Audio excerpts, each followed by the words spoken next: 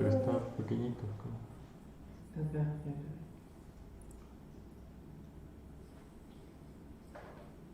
Ahí se ve. Ah, ya veo.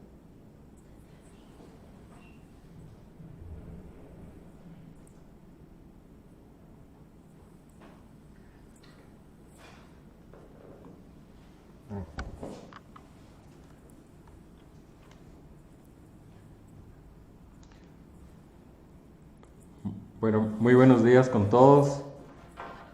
Reciban un cordial saludo de parte de la empresa Incinerox. Nada más, antes de empezar, quisiera confirmar nada más que todos estamos conectados, que me están escuchando fuerte y claro. Entonces, no sé si podrían, por favor, responderme si es que estamos todos conectados y me escuchan sobre todo.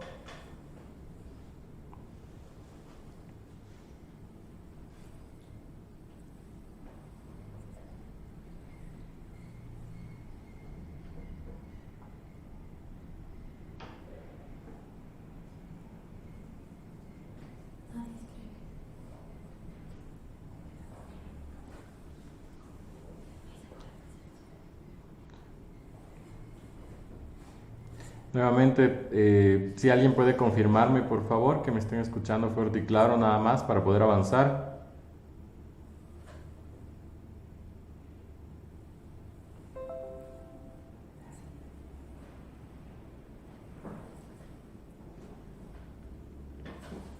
Bueno, perfecto, tengo por ahí unas confirmaciones. Entonces, empezamos. Nuevamente, buenos días. Reciban todos ustedes un cordial saludo de parte de la empresa Incinerox, gestión integral de desechos peligrosos y especiales.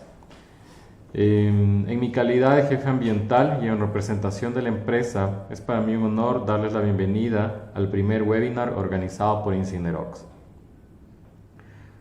Como objetivo principal de este webinar es el capacitar y proveer información especializada respecto de las técnicas de biorremediación, tratamiento eficiente y seguro de contaminantes ambientales, lo cual consideramos constituye una herramienta e información clave en la gestión de los desechos peligrosos en las diferentes industrias.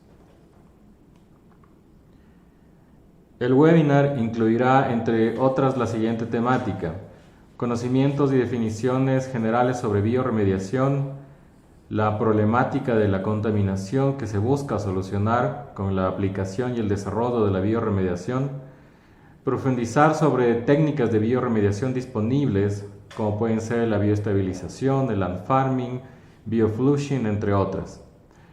¿Cuáles son los residuos susceptibles de ser biorremediados? Vamos también a topar un caso ejemplo con resultados obtenidos a través de un proceso de biorremediación y pues conclusiones esenciales sobre esta temática, de manera que se logre la minimización de los efectos adversos importantes en la salud humana y en el ambiente. A continuación, tengo el agrado de presentar a nuestro conferencista, el Dr. Miguel Gualoto, quien es catedrático de la Universidad de las Américas, la UDLA, es magíster en ciencias biológicas y especialista en biorremediación de suelos, sedimentos y fitorremediación de xenobióticos. Es importante también mencionar que a fin de que el taller sea fluido, durante la transmisión del webinar pueden realizar preguntas por escrito, las mismas que serán respondidas al final de la charla. A continuación, pues, doy paso a la intervención del Dr. Gualoto. Muchas gracias. Muy buenos días, sean todos bienvenidos a este curso introductorio a la biorremediación. Me gustaría que empecemos con algunos conceptos fundamentales en cuanto a lo que tiene que ver de la biorremediación y sus operaciones ambientales fundamentales. Primero, hay que hablar del problema. ¿Cuál es el problema que enfrentamos? En la actualidad hay una enorme cantidad de residuos que se van generando y estos incrementan con el número de procesos de producción que la sociedad desarrolla y principalmente que no existe una metodología eficiente para tratarlos. Las metodologías tradicionales involucran generalmente el uso de la incineración, de sistemas de estabilización y de almacenamiento en rellenos de seguridad. Esto es prácticamente dejar el problema para las futuras generaciones, no se resuelve en forma definitiva. En este contexto, queremos que este curso pueda darles una idea general a todos los oyentes sobre las posibilidades de implementar bioremediación como una metodología eficiente de descontaminación, no solamente para ahora, sino resolver los problemas en forma definitiva. Otro problema ligado al uso de las tecnologías tradicionales son los elevados costos operativos. Esto representa mucho costo para el cliente, para las personas que los generan. Y finalmente, creo, y lo he puesto en la presentación, que existe una falta de una visión de protección ambiental, de responsabilidad social y ambiental de las empresas, que generalmente entregan sus residuos para que se incineren como la única y quizá viable técnica de remediación, que, como ustedes comprenderán, a la larga generan contaminación secundaria si no se toman medidas adecuadas. La incineración genera cenizas, las cenizas tienen que ser nuevamente gestionadas y la única gestión que es volverlos a confinar. Esto es, volvemos a concentrar en menor volumen la contaminación que inicialmente estaba en mayor volumen. Empecemos con la definición de lo que es bioremediación. El concepto de bioremediación está ligado al uso de organismos vivos, microorganismos, hongos, actinomicetos y plantas y algunos microinvertebrados involucrados en la descontaminación de los contaminantes ambientales, quienes los utilizan como fuente de carbono principalmente. La bioremediación involucra alguna serie de metodologías que dentro del ámbito de especialistas se lo conoce como land farming, compostaje, bioventing, bioflushing, uso de bioreactores tanto aeróbicos como anaeróbicos. Sin embargo, es importante definir que dentro de estas metodologías pueden existir una u otra de mejor eficiencia para tratar uno u otro residuo específico.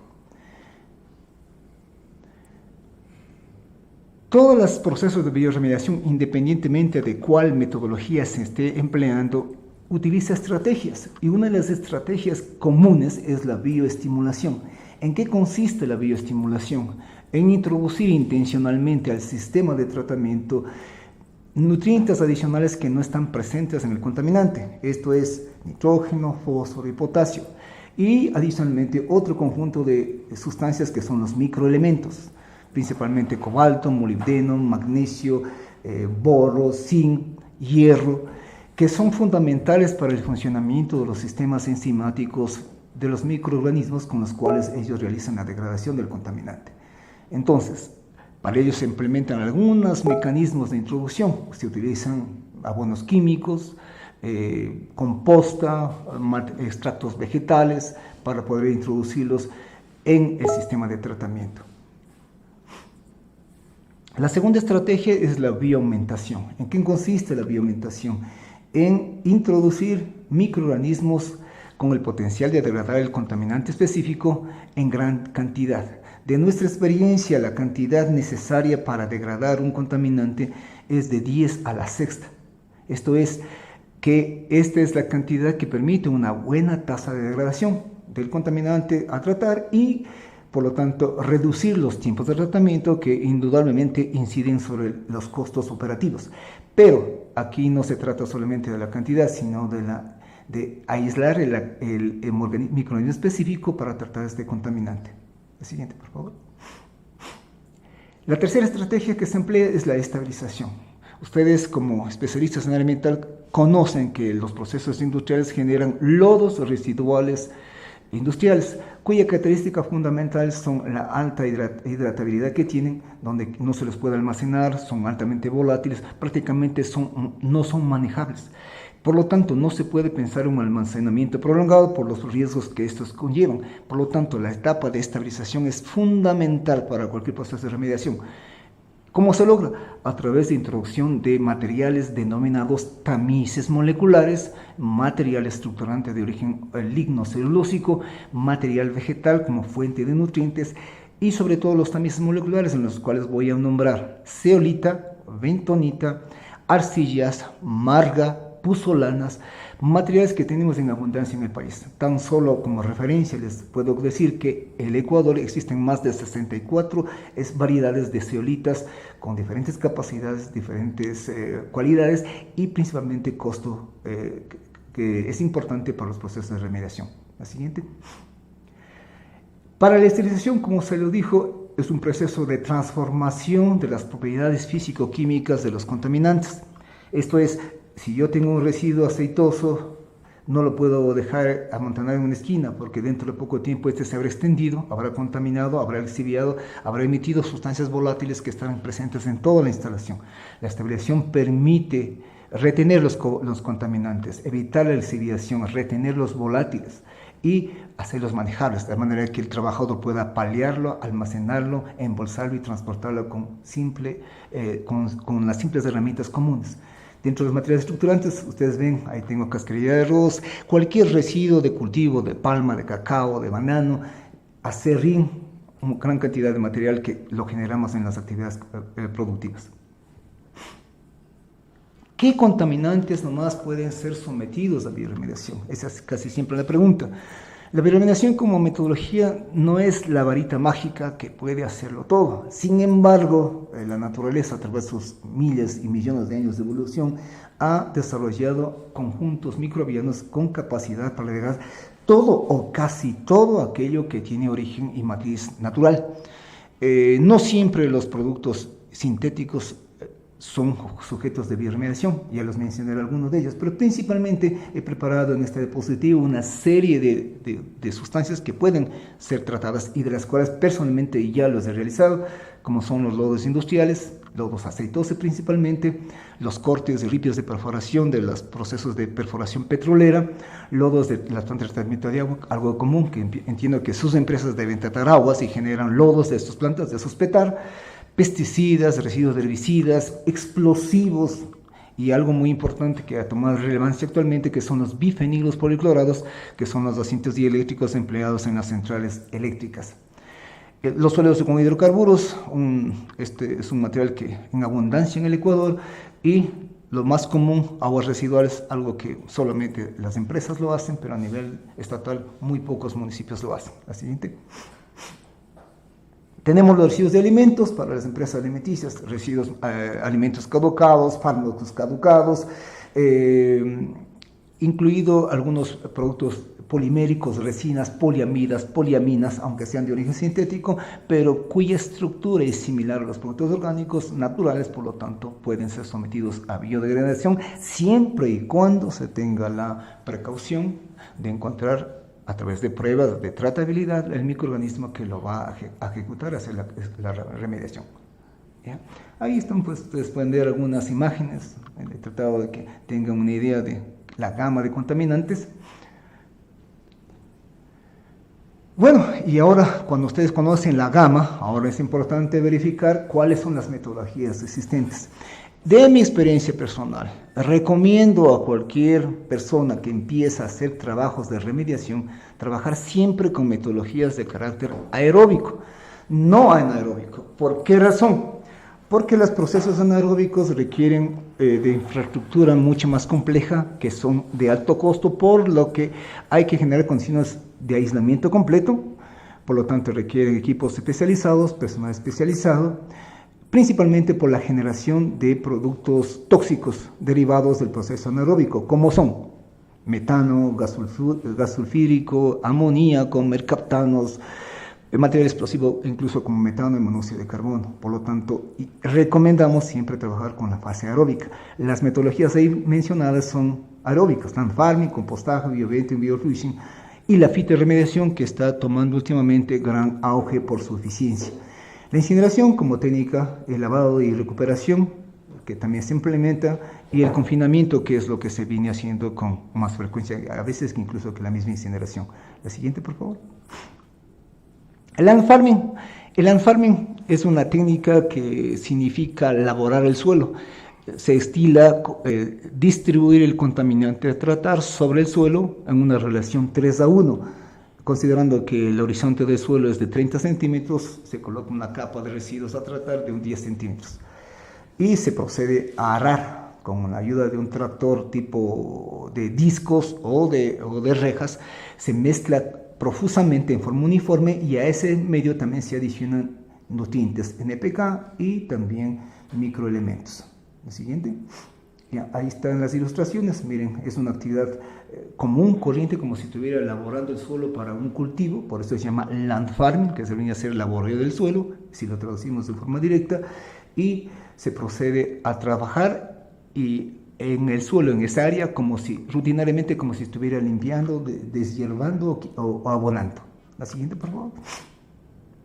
Una alternativa, una variante del land farming que personalmente lo he planteado, no es necesario, si ustedes buscan la información verán en los textos que el land farming en piscina es un concepto que no existe, es un concepto que yo lo introduzco, es porque se realizan, aunque es en una piscina, se realizan las mismas operaciones que en land farming del suelo.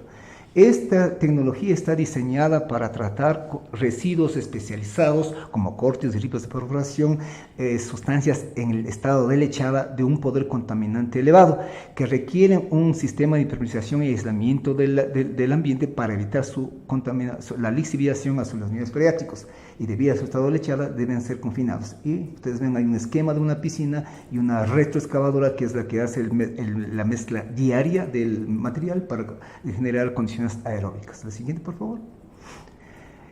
La tercera variante del land farming es la land farming en plataforma cubierta. Este tipo de sistema está diseñado para tratar residuos de alto poder contaminante, pero de un volumen reducido, no muy alto. Por ejemplo, como los lodos residuales aceitosos de las plantas petroleras, los sedimentos de tanques de almacenamiento de combustible, PCBs o suelos contaminados con PCBs que tienen alto poder contaminante y alta movilidad ambiental, requieren de infraestructura de este tipo con pisos de hormigón, techo y sistemas de seguridad adicionales.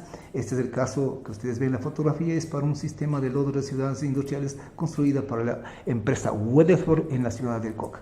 El siguiente.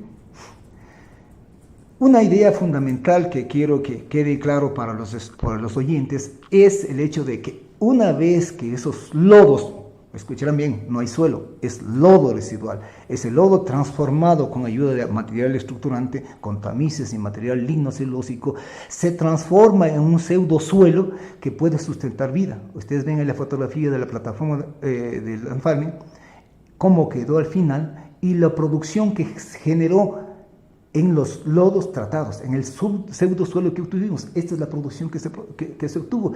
Y los análisis que hicimos posteriormente demuestran que no hay ni metal pesado, que no hay ni hidrocarburo y que son, por su calidad, incluso mejores que aquellos que se ofertan en el mercado de la ciudad del Coca. Siguiente. El compostaje, una de las metodologías mucho más simples, incluso que la gente común tiene conocimiento de ello, sobre todo el agricultor, el campesino lo sabe hacer compostaje. Sin embargo, el campesino lo utiliza para obtener abono, para procesar la materia orgánica y reutilizarla en sus cultivos. Pero muy pocos saben que el compostaje es una técnica eficiente para descontaminar diferente gama de contaminantes. Entonces, hay que considerar que esta tecnología es eficiente y ocupa un espacio reducido y puede garantizar una alta tasa de degradación debido a que la característica principal de esta metodología es la elevada temperatura. Cuando tenemos la temperatura de hasta 75 grados centígrados, la velocidad de los procesos de degradación se han triplicado frente a la velocidad de degradación que ocurre en el ambiente en forma natural. Entonces, tenemos aquí una metodología eficiente. La siguiente. Existen variantes también de esta metodología. Una es la pila estática. Esto es que una vez que se forma una pila o un surco o un montículo, como quieran llamarlo, se coloca una mezcla adecuada de contaminantes con nutrientes, suelo y material estructurante. Esta pila no se la voltea, sencillamente se la tapa y se permite que la temperatura suba. Los microorganismos que están presentes ahí son los encargados de hacer el proceso. A veces para la temperatura, sobre todo si se trata de hidrocarburos, podría subir más de 70 y eso es riesgoso porque pueden haber incendios o explosiones por la formación de gases. Por lo tanto, se estila poner tubos perforados para que ocurra una ventilación natural. La siguiente, por favor. ahí está justamente ese esquema, ven la pila estática, ahí están las pilas y ahí están los tubos, a través de los cuales existe un proceso de ventilación natural, evita que la temperatura suba demasiado y por lo tanto se puedan producir incendios. La siguiente, por favor. Estas son las pilas ventiladas que se utilizan, por ejemplo, para el sector del compostaje orgánico a nivel de florícolas, a nivel de palmicultoras. Esta está dirigida a producir abonos. Pero igual que se hace para abonos, se puede utilizar para degradar estos contaminantes ambientales. La siguiente, por favor. La pila venteada. La pila de similares características, dimensiones y tamaños que la anterior, en el sentido de que ahora ya la ventilación no es en forma natural, no es por convección, sino que se introducen dentro de la pila un sistema de tuberías perforadas que están conectadas a una bomba, a un compresor que bombea aire y que tiene un sistema de relé, un sensor de temperatura, que cuando la temperatura está por superar los 75 grados, se enciende la bomba. Cuando la temperatura está por bajar menos de los 87, se apaga la bomba. Así garantizamos que la temperatura ni suba ni baje demasiado, mantenga en un nivel adecuado y la cantidad de aire sea suficiente para realizar el proceso aeróbico. La siguiente. Aquí está el esquema de la pila venteada, un esquema sencillo. La siguiente, por favor.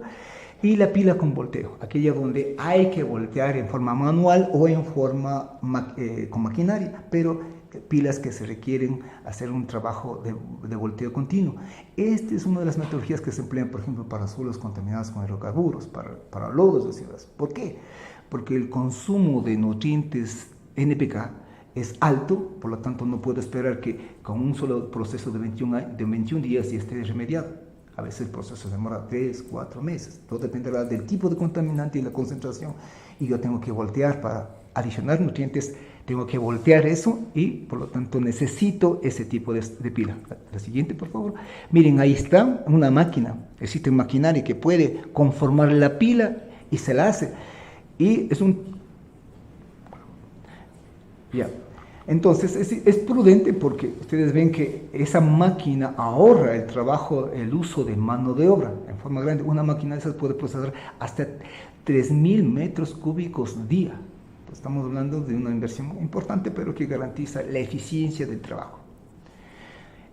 La siguiente metodología es la denominada fitorremediación. Ustedes pueden ver en las ilustraciones humedales construidos para Argentina, para Inglaterra y construidos en Nueva Zelanda.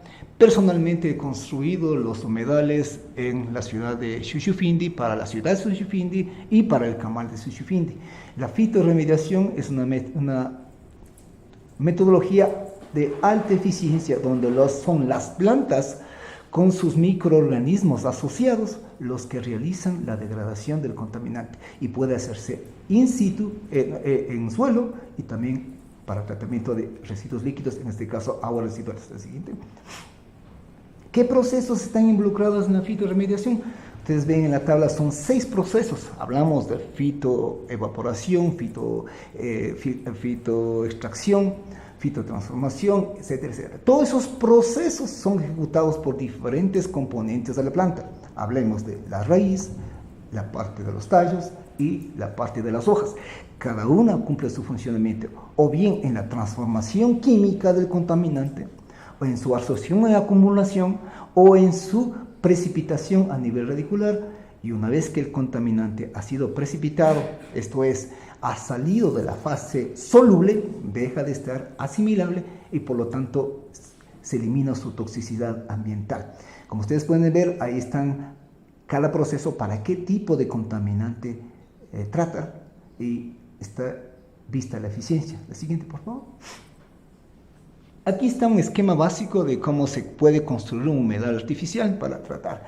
Estas fotografías superiores que ustedes ven fue de un humedal que construí en la ciudad de Bonn, en Alemania del Este. Entonces se hizo la construcción de este sistema de humedal para unas casas, para 5 casas, para tratar las aguas residuales. Es un esquema sencillo, la profundidad de los lechos son de apenas 80 centímetros, pero trata en forma eficiente todas las aguas, los logos, absolutamente todo. Y el agua sale lista para su uso. Si alguien tiene dudas, alguien tiene temor de tomar un agua así, puede pasar por un filtro de carbón activado y clorinar y puede beberla si es que lo quiere. La calidad es buena. Y abajo ustedes ven, son para sectores de proyectos que ejecuté en Florícolas y proyectos que ejecuté también en Santo Domingo de los Colorados para el proyecto de vivienda COVIPROD de la ex prefectura de Pichincha, cuando Santo Domingo era parte de la provincia de Pichincha. Miren, una idea para que ustedes vean cuál es la eficiencia del tratamiento. En la primera fotografía ven las botellas, están ahí, así ingresó el agua, miren, negrísima, rojísima, así el agua entra del camal. Y la segunda botella es cuando sale del primer lecho, y la tercera botella, así sale ya el agua lista. Miren, entrada y salida. Por eso hablo del 98%.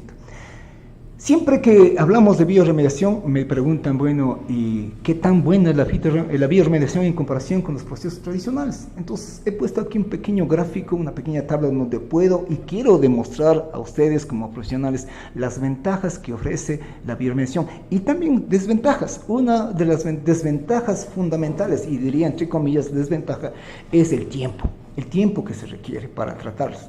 Porque no estoy hablando de un proceso químico donde agito un tubo de ensayo y automáticamente tengo el precipitado. Aquí hablo de un proceso biológico que requiere tiempo y el conocimiento del microorganismo o la planta empleada me va a decir cuánto tiempo realmente necesito para hacerlo. Sin embargo, en relación a su eficiencia, no hay comparación. Y en segundo, importante, es que cualquier metodología físico-química, hablemos del tratamiento de aguas por una PETAR, utilizan un agente floculante, agente coagulante, generan lodos. Esos lodos tienen que deshidratarlos, esos lodos tienen que mandar a incinerarlo o tienen que mandarle a algún lado, pero generaron contaminación secundaria. La bioremediación no, la bioremediación no genera contaminación secundaria, sino que transforma 100% los contaminantes a formas seguras, a elementos seguros como CO2, vapor de agua y nitrógeno. La siguiente, por favor. ¿Cuál es el objetivo de esta presentación, en este caso de Incinerox, dirigida a ustedes como potenciales clientes de esta empresa? Es generar una conciencia de protección ambiental, de llegar a ustedes para que entiendan que el emplear tecnologías diferentes a las tradicionales no solamente es desde el punto de vista ambiental necesario, sino incluso desde el punto de vista económico y de imagen empresarial de protección ambiental. Porque se trata no solamente de liberarse de un residuo, sino que saber que en el proceso de liberación hemos generado subproductos y hemos permitido la recuperación ambiental, la reincorporación de esos residuos tratados a otras actividades productivas como jardinería, reforestación, lucha contra la desertificación. Esto es, hemos entregado un producto que al principio era un problema ambiental, ahora se ha transformado en un material que no presenta ningún riesgo y cuya confinamiento, cuya disposición final es simplemente segura. La siguiente, por favor. Como es obvio, uno de los principales elementos de la bioremediación es el uso de microorganismos. Y nosotros proponemos siempre y trabajamos con consorcios microbianos autóctonos, cumpliendo con la normativa ambiental que nos impide introducir organismos exóticos de un sitio, de un ecosistema a otro. Entonces, siempre se recurre a aislar los microorganismos de la misma fuente de contaminación. Usamos siempre consorcios donde combinamos la presencia de hongos, de bacterias, levaduras, actinomicetos en forma conjunta, porque los contaminantes no son uno, son una gama de contaminantes. Por lo tanto, no podemos esperar que una bacteria o un hongo degrade toda la gama. Por lo tanto, hay que aislar el conjunto de microorganismos para que el trabajo sea eficiente. Ya. Y aquí he puesto unas gráficas, unas tablitas donde ustedes pueden ver la gama de microorganismos que degradan ciertos componentes. Los nombres, bueno, son complicaditos, están en latino, pero no hay que ponerle temor a eso. Simplemente he puesto como ejemplo de qué tipo de contaminante degradan y también parte de la fuente de donde sacó. La siguiente, por favor. Aquí tenemos, por ejemplo, para degradar hidrocarburos poliaromáticos, que son los más complejos, y que no solamente el sector petrolero lo genera casi toda industria que utilice derivados de hidrocarburos, lo genera. Y ahí están los microorganismos y las fuentes que están, de dónde he sacado esa información, muchos de los cuales yo mismo los he tratado. Estos microorganismos en esta tabla están que degradan compuestos alifáticos, o sea, de cadena abierta, de residuos de gasolina, de diésel, de queroseno, de grasas que utilizamos en casa, de las famosas bacerolas, abrillantadoras que tenemos en los hogares, trabajan con estos microorganismos. La siguiente. Actinomicetos, que son una serie de microorganismos cuyo comportamiento muy similar a los hongos, pero no son hongos, son bacterias, cuya característica es que poseen hifas y forman por lo tanto micelos igual que los hongos y tienen alta eficiencia, quizás son los de mayor eficiencia. ¿Por qué?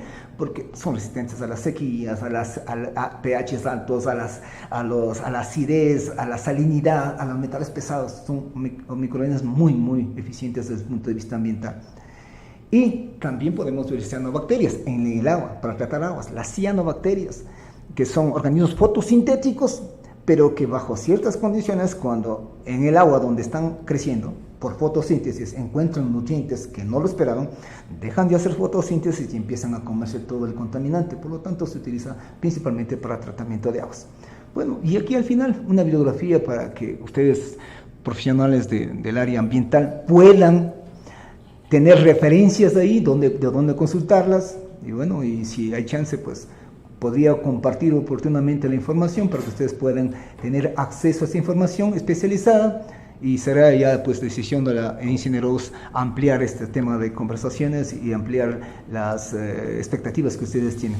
Por mí estoy listo a recibir sus preguntas si es que estas existen.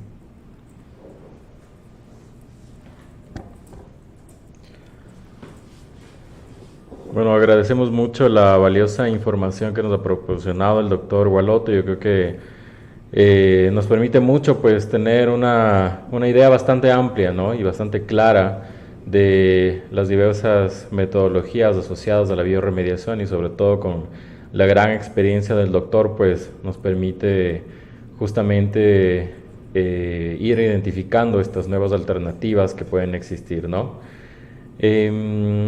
Bueno, podemos pasar a una ronda de preguntas. Entonces, de existir dudas o consultas o algo que directamente pues quieran preguntarle al doctor Gualoto, pues con mucho gusto estamos abriendo el espacio de preguntas, y el doctor pues muy gentilmente y muy amablemente procederá a responder las mismas.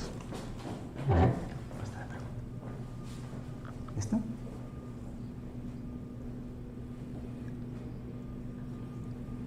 Ya. Voy a responder a la pregunta de metales pesados. Realmente existen dos alternativas. Una, y quizá la más rápida y la más eficiente, es el uso de tamices moleculares, principalmente zeolitas. Las zeolitas, sobre todo de tipo climnotilolita, malla 300 a 350, producto que pueden encontrarlo en la empresa Océanos, que está en Machala, pueden conseguirlo ahí. Esta zeolita tiene una capacidad de hasta 280.000 equivalentes por cada gramo de captación. Lo retiene por mecanismos de absorción y en algunos casos por mecanismos de intercambio iónico. Es un material que lo he empleado ya algunos años. Entonces, esta podría ser la primera alternativa.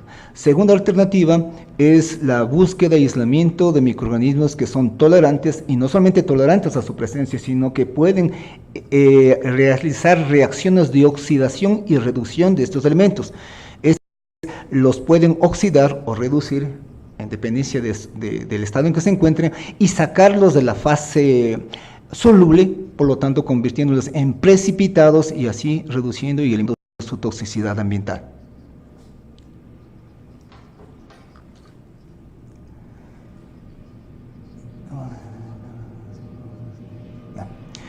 En cuanto a cómo obtener los microorganismos para los procesos de remediación, es evidente que si usted tiene un residuo y el residuo acaba de sacarlo el día de ayer por un proceso industrial normal de su empresa, no va a encontrar el microorganismo todavía que sea capaz de degradarlo. Hay que encontrar, y la empresa, de independencia de los años que tenga en el mercado, debe tener en algún sitio alguna muestra, algún residuo, alguna porción de esos residuos que generó. Mientras más viejo sea mayor probabilidad tienen ustedes de encontrar el microorganismo. Ejemplo, cuando yo hice un tratamiento de cortes de ripias de perforación, tuve que irme a otro campo, al campo Bermejo, y en un montículo de esos cortes de perforación que estaban 15 años abandonados, de ahí extraje los microorganismos adecuados para hacer el proceso. Entonces, todo suelo, todo sustrato que haya tenido ya una larga historia de contaminación, es el sitio probable y adecuado donde buscar los microorganismos necesarios.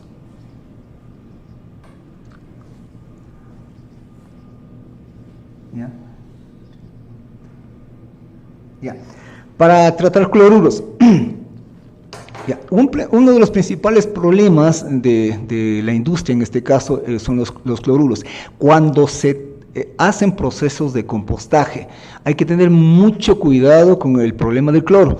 En los procesos de remediación permiten su liberación, por lo tanto en los procesos de compostaje en el área, si el área está cerrada, puede generar un problema para el personal por la producción de cloro atómico, o cloro molecular, digamos.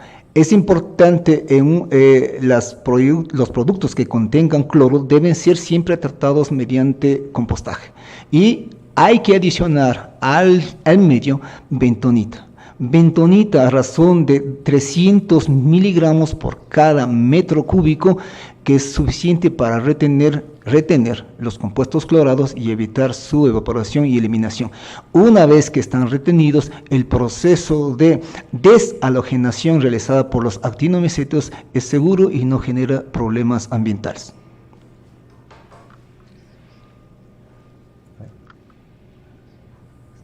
Ya. Tratándose de lodos de la PETAR, lo que conozco de lo que están haciendo, y he visto no hace mucho un problema, es que el alto contenido de humedad primeramente les genera problemas a su transportación, así que primerito hay que empezar con su deshidratación, reducir el número, la humedad. Segundo, para poder tratarlos hay que estabilizarlos, y según la EPA, uno de los indicadores de su estabilización es la reducción de los coliformes, y el segundo es la reducción de la humedad hasta un mínimo un 40%. Esto se logra dos mecanismos. Una, introduciendo EMAs. ¿Qué son EMAs? EMAs son microorganismos eficientes que se los puede obtener del bosque, colocando en el bosque medios como arroz cocinado en un medio estéril. Se lo deja en el bosque para que se llene de microorganismos del bosque, de un suelo que no ha sido sujeto a contaminación, y esos se introducen al sistema. Ellos eliminan 100% los coliformes en primer lugar, y segundo, hay que adicionarse otra vez zeolita en un margen de 400 miligramos por kilogramo para retener la humedad y bajar hasta menos del 40%. Con esto se logra estabilizar y pueden transportarlo libremente, pueden ya disponerlo en un relleno sanitario si no quieren remediar hasta el final, pero no es un problema ni de olores ni de contaminación secundaria.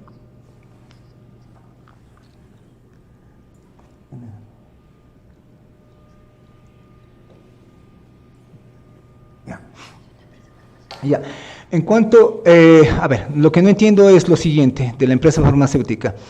Esta fosa séptica, ¿para qué la emplean? Para las descargas de aguas residuales generadas por las operaciones, esto es baños, cocinas, o están enviando a la fosa séptica también los residuos de fármacos. Para poder responder me gustaría primero saber cómo está manejando eso, porque no veo relación entre la fosa séptica y los fármacos.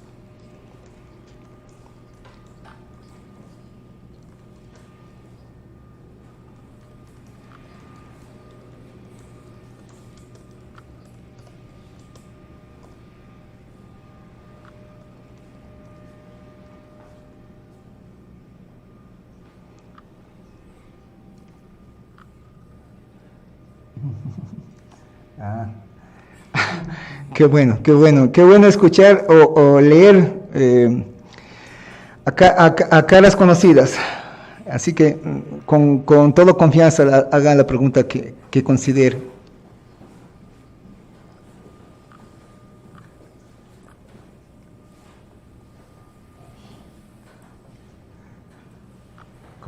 Ahí sí responde usted.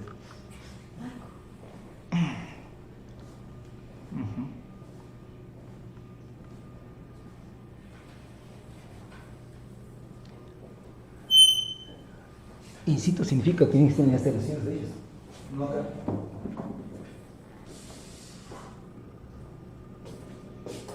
Ellos tendrían que ofrecer condiciones para hacerlo. Si no, no.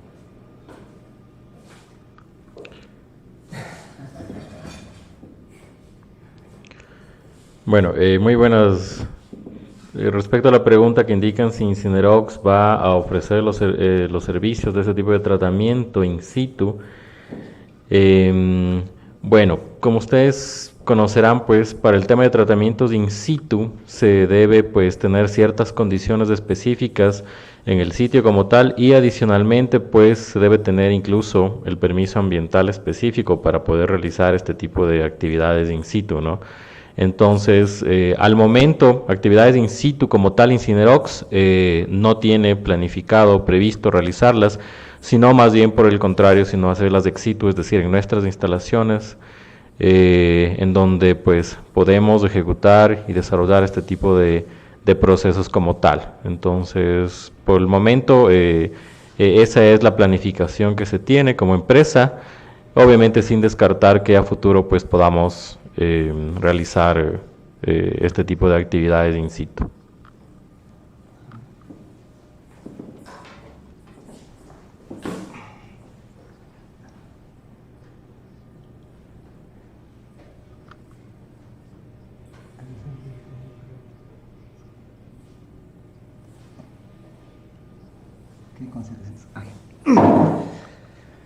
En cuanto al compostaje de residuos urbanos, evidentemente se debería, por lógica, propender a la clasificación en la fuente, porque si llega del sistema de recolección municipal, no hay garantía de que no sean estos mezclados con residuos procedentes de procesos industriales o procesos de otras actividades que generan contaminantes ambientales. Entonces, primero, eso en primer lugar. Segundo, si a pesar de todo se tiene la materia prima ahí, es importante hacer una prueba de toxicidad. Esto es, una muestra del residuo se tiene que trasladar a una caja Petri, a un tubo de ensayo, e introducir el contaminante, el microorganismo que se requiere, y verificar su sobrevivencia. Es una manera que no te lleva más de 48 horas, máximo 72 horas, para saber si está contaminado o no, y así saber que esa porción se debe retirar y no incluirla al compostaje si el compost está direccionado a la actividad agrícola. Repitamos esta pregunta. Ya. En cuanto a lo del cloro, al cuento de la poza séptica y la farmacéutica, no está claro si se separa o no se separa. O los residuos farmacéuticos van a la fosa séptica o no. Primero eso necesito saber, porque si no, no puedo elucubrar si no sé qué está pasando con esa fosa séptica.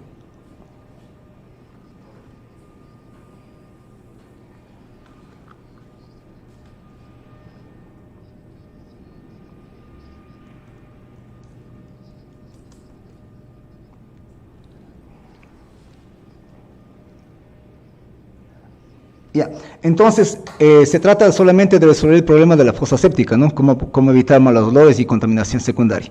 Bien, si se trata solamente de la fosa séptica y la fosa está bien diseñada, primero, no debería haber fisuras para que haya un problema de lixiviación.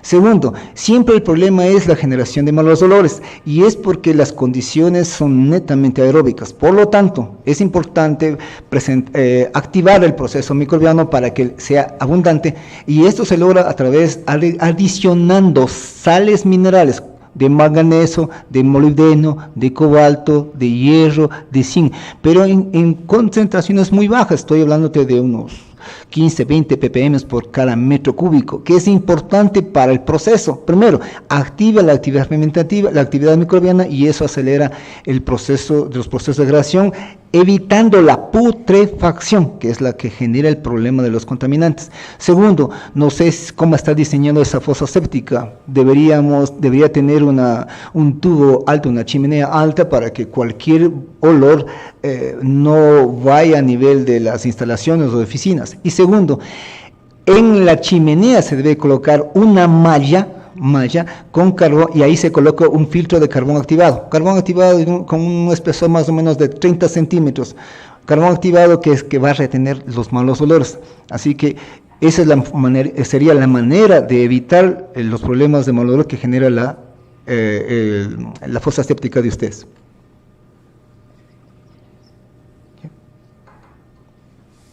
Entonces,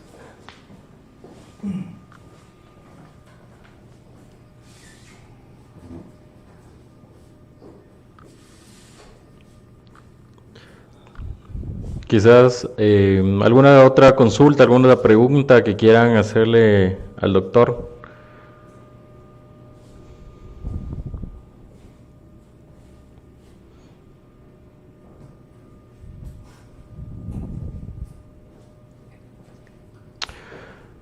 Bueno, primero pues agradeciendo mucho su presencia.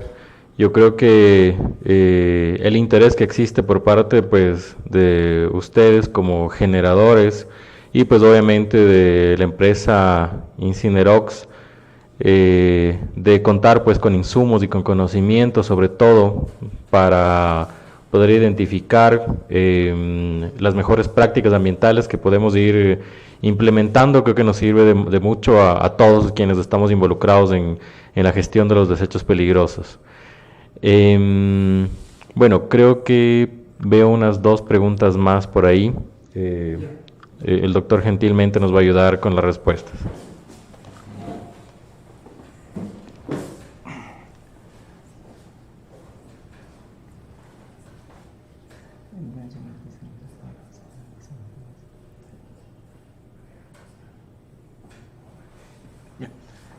Bien.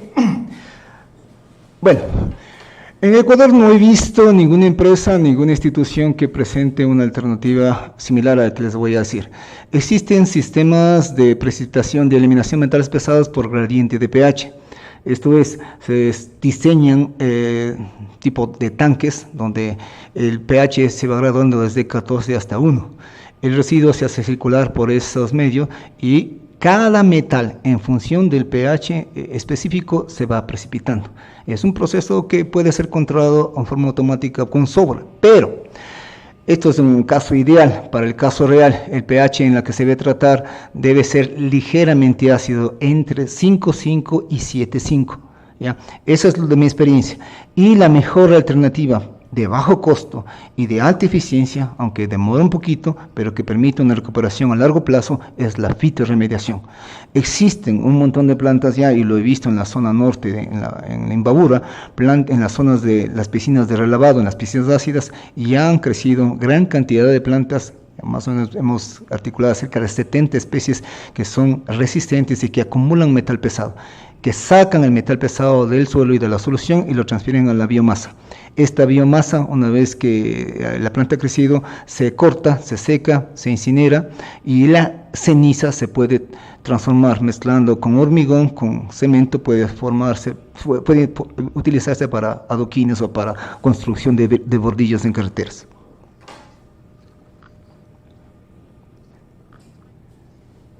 ¿Esto? En cuanto a proveedores de remediación, ¿quiere saber qué empresas existen? Bueno, entiendo que Incinerox es una de las empresas que está abriendo este mercado, y por eso es que he sido invitado para hablar de esto, y de tal manera que ustedes como potenciales clientes pues entiendan que Incinerox está ingresando en este mercado y está ofertando este tipo de... También existen otras que ustedes pueden tranquilamente verificar a través de la página oficial del Ministerio del Ambiente. Hay un montón de empresas gestoras de ambientales, pero muy pocas son realmente las que ofrecen servicios de bioremediación. La gran parte se dedica a gestionar derrames, pero ya nada más. En cuanto a Oceanus es no es Océanos, es Oceanus, está radicada en la ciudad de Machala. Esa es la empresa que les puede proveer de zeolitas de gran variedad en función de sus necesidades. Les dirán para uso agrícola, uso industrial, uso pecuario, uso humano. Entonces ellos les darán las indicaciones y les entregarán hasta las fichas técnicas de cada producto.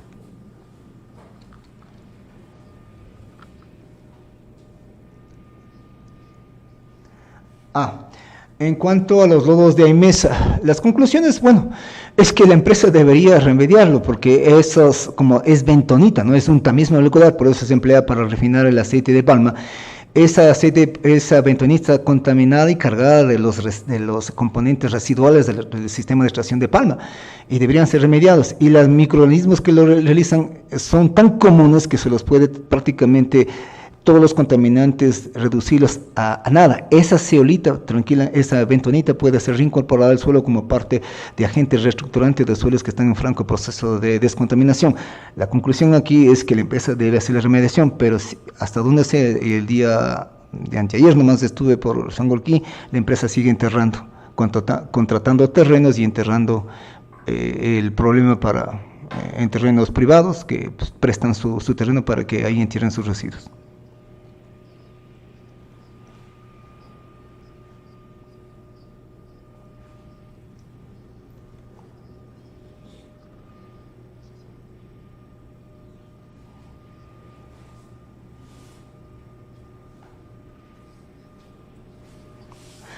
Bueno, Sonatec también, pero Sonatec es un comerciante, no es un productor.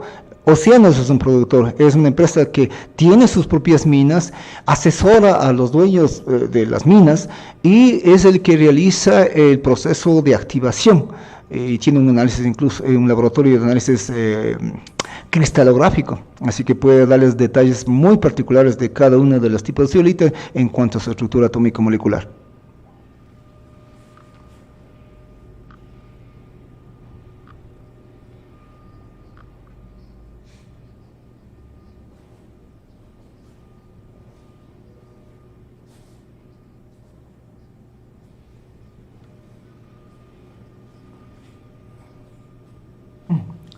A ver, sí, es un error mío.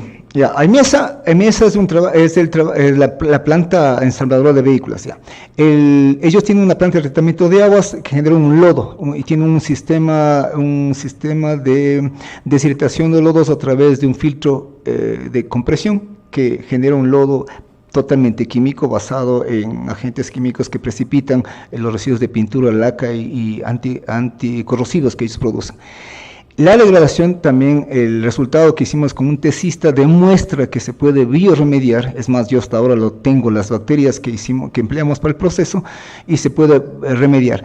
Solo que la concentración de estos contaminantes es alta, por lo tanto, se recomienda, y yo recomiendo generalmente que este residuo no sea tratado en forma individual, sino que se emplee otro tipo de contaminante, por ejemplo, suelos contaminados, aunque sea con hidrocarburos, con una menor concentración, para de alguna manera atenuar, diluir este contaminante en un mayor volumen y hacerlo más asequible, más tratable para los microorganismos. Es un trabajo que se debería hacer. Igual Aimesa sigue deshidratando y sé que o manda a la empresa Emaceo para que lo deposite como material de cobertura en el relleno, o no sé si se está incinerándolo o haciendo alguna gestión adicional, pero de lo que a mí me consta es que el residuo en sí que genera Aimesa es tratable.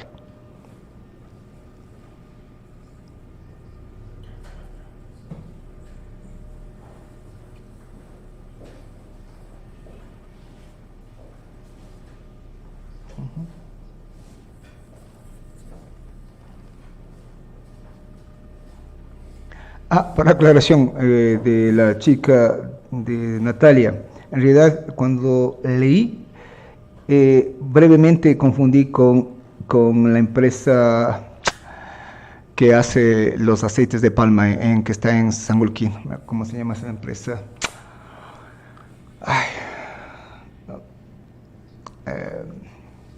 Bueno, no recuerdo. Entonces, porque justamente esos trabajos lo hice paralelamente, tanto el uno como el otro.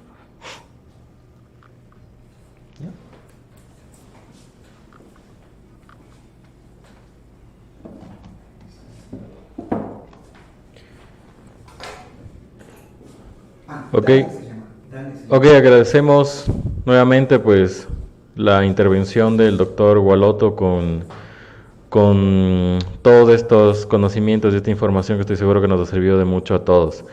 Les agradezco pues por participar en este webinar organizado por la empresa Incinerox. Estamos muy gustosos pues de haber podido desarrollar esta temática el día de hoy y pues estén atentos a próximos webinars muy similares en donde trataremos pues otros temas de interés y con gusto pues recibiremos sus recomendaciones de cuáles consideran que pueden ser los temas más apropiados o quizás de mayor interés para cada uno de ustedes. Entonces les agradezco mucho, gracias por sus intervenciones también y sus preguntas.